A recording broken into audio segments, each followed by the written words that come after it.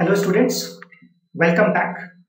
In this video we are going to discuss the questions and answers from the poem Keeping Quiet, which has been written by a famous English and Spanish poet Pablo Neruda. In this poem the poet wants us to look within, have a quiet introspection, and he wants us to not to talk in any language in this world and have unity of hearts. Poem written by Pablo Neruda. So let's discuss the answers from the poem. First question is, what will counting up to 12 and keeping still help us achieve? So 12 तक count करना और शांत रहने से हम क्या achieve करेंगे? So if we count up to 12 and keep still, it will give us some time to analyze our deeds. जब हम 12 तक काउंट करेंगे और स्थिर हो जाएंगे तो हमें अपने कामों को एनालाइज करने का, उनका विश्लेषण करने का अवसर मिलेगा. It will allow us some moments to think about the results of our activities. ये पल हमें मौका देंगे कि हमारे जो काम हैं वो हमें कहाँ तक लेकर के आ देगी. People in the world are involved in wars and are also damaging the environment.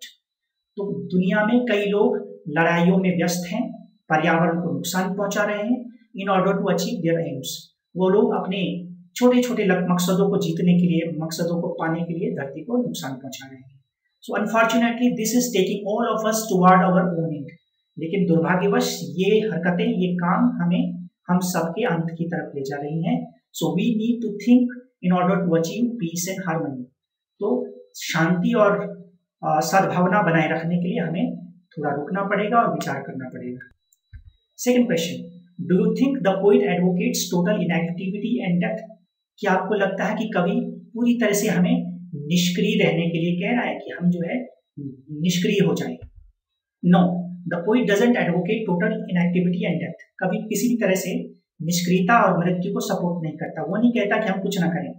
He clarifies this in his poem that he wants all the people to just stop for a while. कविता में ही उन्होंने clarify किया है कि वे आपको inactive होने को नहीं कह रहे हैं, because he wants us to stop for a while and think in order to analyze their activities and their consequences. वो चाहता है कि हम अपनी एक्टिविटीज को एनालाइज करें, अपने कामों को और हमारे काम से क्या परिणाम निकलते हैं उनको एनालाइज करें. He wants human beings not to support war and damage to the environment. कवि चाहता है कि हम जो लोग लड़ाइयों में व्यस्त हैं और जो पर्यावरण को नुकसान पहुंचा रहे हैं वे रुकें और अपने कामों की तरफ देखें कि किस तरह से हमारे काम जो है वो हमें हमारे अंत की तरफ ले जा रहे हैं. Third question, what is the sadness that the poet refers to in the poem? कविता में कवि जो है किस प्रकार की उदासी की बात कर रहा है? The sadness is the result of our own actions and deeds. ये जो उदासी है वो हमारे कामों का ही परिणाम है. According to the poet, we all are in a hurry of achieving various tasks in our life. जिंदगी में हम सब लोग अलग अलग प्रकार की चीजें पाने में लगे हुए हैं. This rush sometimes proves dangerous for us. ये जो दौड़ है ये कई बार हमारे लिए घातक साबित हो जाती है. As we don't analyze our actions, so we land ourselves in a number of problems. तो हम अपने कामों को एनालाइज नहीं करते, अपने कामों पर नजर नहीं रखते, इसलिए कई बार हम अपने आप को समस्याओं में फंसा देते हैं. These problems then become the reason for our sadness as referred to in the poem. तो कई बार ये जो परिणाम है, ये समस्याएं हमें उदासी की तरफ ले आती हैं और इसी चीज के बारे में कवि ने इस कविता में रेफर किया. Fourth question, what symbol from nature does the poet invoke to say that there can be life under apparent stillness? तो इस कविता में कवि ने प्रकृति से कौन सा उदाहरण लिया है कि जब कवि ये कहना चाहता है कि शांति में भी जीवन होता है. जब कई बार कई चीजें निर्जीव नजर आती हैं लेकिन उसके अंदर भी जीवन होता है, अगले ही पल उसमें जीवन के दर्शन हो जाते हैं. The poet takes the example of earth. कवि जो है वो पृथ्वी का उदाहरण देता है to prove that there can be life under apparent stillness. कवि कहता है कि एक स्थिरता में भी कई बार जीवन छुपा होता है, निर्जीवता में भी जीवन छुपा होता है. The earth never gets inactive. धरती कभी भी इनएक्टिव नहीं होती. We experience the change in the seasons which brings so many different things with it. In winters things come to stand still as the water bodies freeze. जब सर्दियां होती हैं तो जितने भी वाटर बॉडीज हैं वो फ्रीज हो जाते हैं, पानी के जो स्थल है वो फ्रीज हो जाते हैं. धरती ऑटम, पतझड़ की ऋतु में धरती बिल्कुल बेजान नजर आती है. The trees shed their leaves. पत्तियां जो है वो गिर जाती हैं but as soon as the spring season comes, परंतु जैसी हरियाली, जैसी बसंत आता है, it brings with it the lovely flowers, flowing rivers and a new life is given to the nature. फिर से पानी बहने लगता है, फूल खिलने लगते हैं, धरती ने नया रूप बसंत ऋतु में पा लेती है। So the poet wants to convey that we should stay calm, but that doesn't mean that it will bring total inactivity and stillness. इसलिए कवि हमें कहता है कि शांत रहिए, धैर्य धारण करिए। जब कभी ऐसा लगे कि जीवन समाप्त हो गया है, उस समय धैर्य धारण करिए और ये मान लेना चाहिए कि पतझड़ का समय है। And if winter comes can spring be far behind.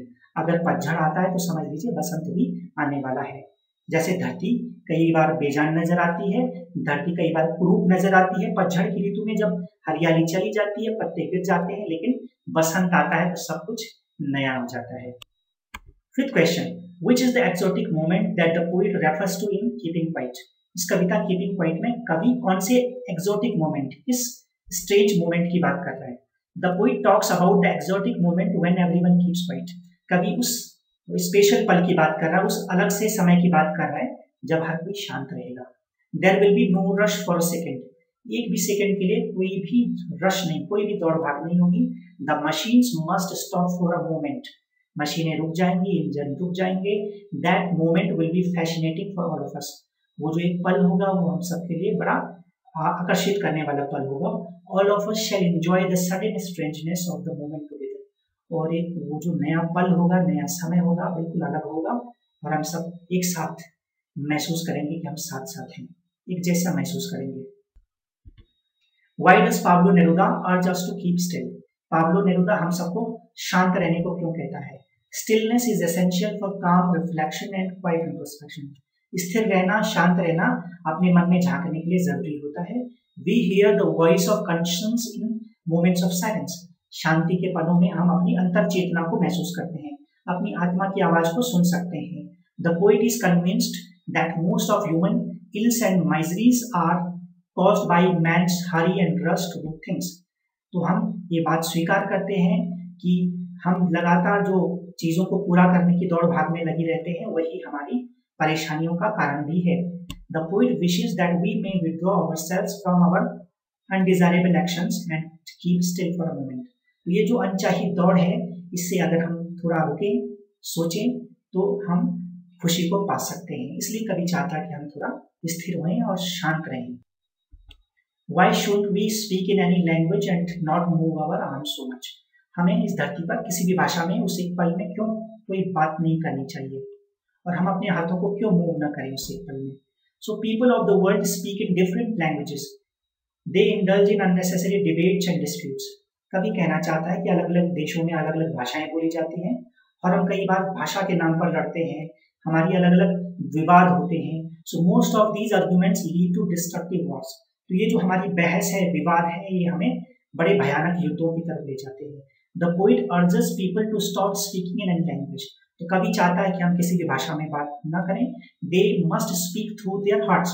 हम अपने दिल से दिल की बातें करें। So far men have moved their arms only to harm others. तो और कई बार मनुष्य जो अपना हाथ हिलाता है, वो उससे आमतौर पर वो जो भी काम करे उससे किसी न किसी को नुकसान जरूर पहुंचता है, चाहे पर्यावरण को पहुंचे, चाहे जीवों को पहुंचे। Therefore the poet wants that they should move their arms so much. इसलिए कवि चाहता है कि उस एक पल में हम अपने हाथों को न हिलाएं। Let these arms rest for once. तो अपने हाथों को एक पल के लिए विराम दें, आराम दें। Let a feeling of mutual understanding be created among human beings. कवि चाहता है कि मनुष्यों के बीच एक आपसी समझ और प्यार और भाईचारे का विकास हो। 8th question, Pablo Neruda says we would all be together in a sudden strangeness. वो कहता है कि वो जो एक पल होगा, उस एक पल में हम साथ होंगे। So non-stop activity, unnecessary rush and noise have made our lives unpleasant and full of misery, pain and troubles. तो ये जो बिना इच्छा की दौड़ भाग है, इसलिए हमें परेशानी, दर्द और कष्ट में ले आई है। We must stop rushing, hurrying, worrying and running. हमें ये दौड़ भाग करना, जल्दी जल्दी में करना, कामें करना, चिंता, परेशानियां, बिना बात की दौड़, इसको हमें रोकना पड़ेगा। Even the noise of engines and machines must stop for once. उस एक पल में इंजनों की आवाज, मशीनों की आवाजों को भी रुक जाना चाहिए। then all of us will enjoy the sudden strangeness of that moment. और उसके बाद हम सब लोग उस वो जो अलग सा पल होगा उसको हम एंजॉय करेंगे. It will be a unique moment. वो भी बड़ा ही विशेष पल होगा, अच्छा समय होगा. इन दैट एक्सोटिक और fascinating moment we shall feel totally relaxed. उस अच्छे पल में, उस आकर्षित करने वाले समय में हम सब लोग रिलैक्स करेंगे, physically as well as mentally. शारीरिक रूप से भी और मानसिक रूप से भी हम शांत और आनंद करेंगे. What alternative does Pablo Neruda suggest instead of indulging in wars? So कवि युद्धों में व्यस्त रहने के बजाय किन विकल्पों की बात कर रहा है? So instead of indulging in wars, the people must come out in their best dresses with their brothers. कवि चाहता है कि हम युद्धों में, लड़ाई झगड़ों में व्यस्त रहने के बजाय नया अप्रोच धारण करें, नया रवैया अपनाएं. They should go out for walk under the shady trees. हम अपने भाइयों से मिलें, उनसे प्यार से बातें करें, छायादार पेड़ों के नीचे घूमें, and enjoy themselves doing nothing. और कुछ ना करें, सिर्फ एंजॉय करें. This would bring the feeling of togetherness among them. और ये उन लोगों के बीच में, हम सबके बीच में एक टुगेदरनेस का भाव, साथ साथ होने का भाव पैदा करेगा. 10th question, how does the poet distinguish stillness from total inactivity. ये जो स्थिरता है, इसको कैसे कवि जो है टोटल इनएक्टिविटी से, निष्कर्मण्यता से अलग करना चाहता है. Pablo Neruda is in favor of stillness or silence. Pablo Neruda स्थिरता और शांति के पक्ष में है. We remain still and quiet for some time. कि वो चाहते हैं कि हम कुछ पल के लिए शांत स्थिर रहें. On the other hand, total inactivity is a permanent suspension of work. लेकिन कवि चाहता है कि टोटली इनएक्टिव होना जो है वो कोई सोल्यूशन नहीं है. वो कामों से परमानेंट सस्पेंशन लेना है, वो जरूरी नहीं है. हमें थोड़े पल के लिए रुकना है. It is just like death. तो जो टोटल इनएक्टिविटी है वो तो मौत के समान है. कर्मण्यता मृत्यु के समान है. Stillness should not B confused with total inactivity. तो कवि जो कहना चाहता है कि जो स्टिलनेस है, जो स्थिरता है, उसको पूरी तरह से अकर्मण्यता से नहीं लेना चाहिए. कि मैं आपको इनएक्टिव होने को नहीं कह रहा हूँ. Life goes on as usual. जीवन चलता रहता है. There can't be anything like total inactivity. पूरी तरह से अकर्मण्यता नाम की कोई चीज नहीं होनी चाहिए. The poet refuses to associate with death और डील विद इट. कवि कहता है कि कभी भी किसी भी प्रकार से हमें मृत्यु से समझौता नहीं करना चाहिए. अपने कामों को भी करना चाहिए, लेकिन इंट्रोस्पेक्शन भी करना चाहिए, शांत भी होना. Question 11, why does the poet feel that we should not be so single minded. तो कवि को क्यों लगता है कि हमें सो सिंगल माइंडेड, इतना संकीर्ण मानसिकता का, छोटी सोच वाला नहीं होना चाहिए. कवि क्यों कह रहा है? Because people are generally single minded. कवि कह रहा है कि आमतौर पर लोग छोटी सोच वाले होते हैं, संकीर्ण मानसिकता वाले होते हैं, सिंगल माइंडेड होते हैं. They want to focus on only one thing. वो केवल एक तरफा सोचते हैं, एक ही चीज के ऊपर सोचते रहते हैं.